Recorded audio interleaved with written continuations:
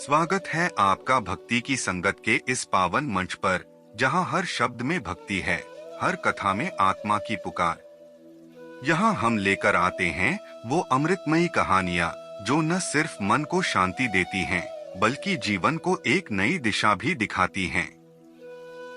तो आइए भक्ति की इस मधुर यात्रा में हमारे साथ कदम से कदम मिलाकर चलें और जुड़े उस परम शक्ति से जो हमारे भीतर भी बसती है। मित्रों, अब समय आ गया है उस कहानी के दरवाजे खोलने का जो दिल को छू लेगी, सोच को झकझोर देगी। तो चलिए आरंभ करते हैं। महाभारत का युद्ध जो 18 दिनों तक चला, अंततः दुर्योधन की मृत्यु के साथ समाप्त हुआ। पांडव विजयी हुए, कौरव पराजित। पर इस भयंकर युद्ध की विभीषिका के बाद दोनों पक्षों में केवल 10 योद्धा ही जीवित बचे। पांडव पक्ष से 5 पांडव, श्री कृष्ण और सात्यकी। कौरव पक्ष से अश्वत्थामा, कृपाचार्य और कृतवर्मा। युद्ध के उपरांत श्री कृष्ण ने देखा कि पांडव विजय के गर्व में चूर हैं। उनका यह अभिमान तोड़ने हेतु वे 5 पांडवों को लेकर द्रौपदी और कुंती सहित महाबली बर्बरीक के पास पहुँचे। बर्बरीक का मुखमंडल तेज से दमक रहा था। सबके आदर सत्कार के बाद उसने पूछा, कहो प्रभु, कैसे आना हुआ? पांडवों का उद्देश्य था अपनी अपनी वीरता की पुष्टि सुनना। अर्जुन चाहता था कि बर्बरीक यह माने कि संसार में उससे बढ़कर धनुर्धर कोई नहीं। अर्जुन बोला, बर्बरीक, तुमने यह धर्मयुद्ध देखा है ना? तो तुम मानोगे कि यह युद्ध मेरे बाहुबल से ही जीता गया।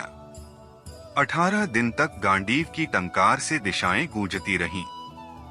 भीष्म को मारना कोई साधारण कार्य नहीं था।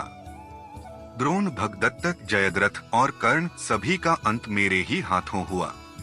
भीमसेन भी बोल उठे, तुमने मेरी गदा देखी होगी जिससे मैंने दुर्योधन का वध किया। डिंबक, बकासुर, कीचक सबको परास्त किया। अब तो तुम मेरी भी प्रशंसा करोगे। नकुल और सहदेव ने अपनी तलवारों की बात कही। युधिष्ठिर बोले, बर्बरीक, मुझे तो लगता है कि यह युद्ध मैंने सत्य के बल पर जीता। सबकी बातें सुनने के बाद बर्बरीक ने श्री कृष्ण से पूछा, प्रभु आप कुछ नहीं कहेंगे? श्री कृष्ण मुस्कुराए और बोले, मैं तो केवल सारथी था, रथ चलाता रहा, योद्धा नहीं था। यह सुनकर बर्बरीक जोर से हंसा और बोला, अच्छा किया प्रभु, यदि आप शस्त्र उठाते तो युद्ध पांडवों की हार से समाप्त होता। फिर बर्बरीक ने पांडवों की ओर देखा और एक एक कर सबके भ्रम को तोड़ा।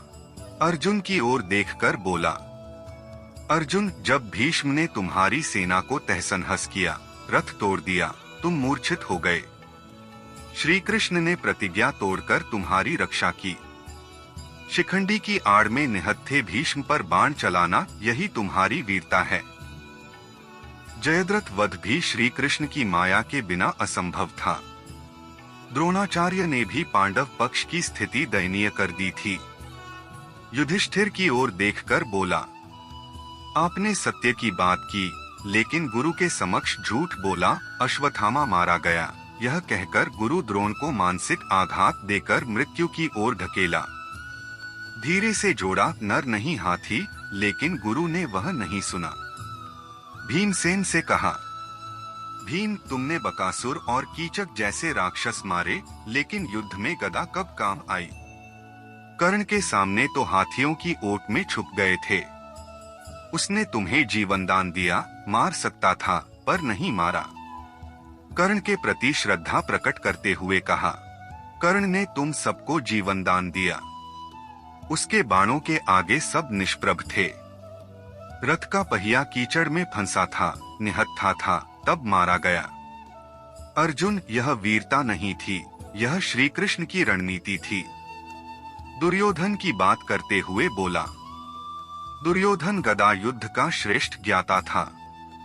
तुम्हारे सामने जब गदा से उसका सामना हुआ तो तुमने उसकी जंघा पर वार किया, यह युद्ध धर्म नहीं था। श्री कृष्ण के संकेत पर तुमने नियमों की अनदेखी की। बलराम तक क्रोधित हो गए थे। अंत में बर्बरीक बोला, जे इस युद्ध के सच्चे विजेता श्री कृष्ण हैं। यदि कोई मुझसे पूछे तो मैं कहूँगा, यह युद्ध श्री कृष्ण की नीति, बुद्धि और माया से जीता गया। मुझे इस युद्ध में चारों ओर केवल श्री कृष्ण ही दिखे। श्री कृष्ण मुस्कुराए और बोले, बर्बरीक, आज तुमने सत्य का उद्घाटन किया। मैं तुम्हें वरदान देता हूँ, कलयुग में तुम श्याम रूप में पूजे जाओगे। जो सच्चे मन से तुम्हारा स्मरण करेगा, उसकी हर मनोकामना पूर्ण होगी। और आज वही बर्बरीक खाटू श्याम के नाम से प्रसिद्ध हैं। शीश का दानी, जिन्होंने युद्ध में भाग लिए बिना संपूर्ण युद्ध को देखा और सच को निर्भीकता से कहा।